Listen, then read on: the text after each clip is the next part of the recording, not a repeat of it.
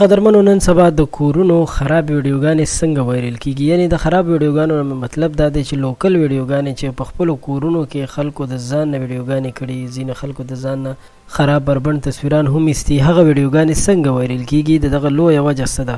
دغه ټول تفصیل به تاسو سره شریک کړم. د عبرت په تور تاسو سره دلته یو څه ویډیوګانې تصویرونه هم شریکوم، نو موږ سره تر اخره پاتې شئ.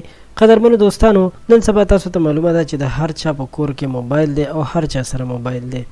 که څه فنکشن وي یا د واده فنکشن وي، نو خلکو موبایلونه راویستلي وي او د یو بل نه ریکارډینګونه کوي. که یو وخت دا یو ښه خبره ده، یو تصویر یا ویډیو د یو چا میمورایز شي، ځکه چې هغه بیا دپاره یادګار پاتې کېږي. خو بله وخته د دې ډېر زیات نقصانات هم کېدلی شي. نقصانات یې دا دي چې کله اکثر وخت کې جینکۍ په کور کې پروګرام کوي، ډانس وغیره کوي، نو زیات خلک داسې وي په همدې جینکو کې چې هغوی موبایلونه راوباسي، د یو بل نه ریکارډینګ کوي او دغه ریکارډینګ بیا دوی په خپلو موبایلونو کې ساتي.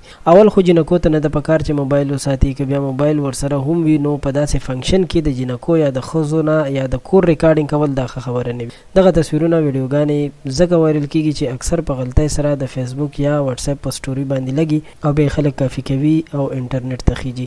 دې سره سره نور څه داسې غلطیانې هم خلک کوي چې ښځه او خاوند خپل منځ کې ګپ شپ لګوي یا رومانس کوي، نو د خپل ځان نه ویډیو کړي یا تصویرونه وباسي او هغه ځان سره وساتي چې یو نه یو ورځ هغه هم په دې طریقه وایرل کیږي چې د هغې دغه ویډیوګانې یا تصویرونه په خپل منځ کې ملګرو سره ګوري راګوري، نو هغوی ترېنه په چل ول واړوي، ځکه چې ډېر خلک بې حیا وي، هغوی دغسې کارونه هم کوي.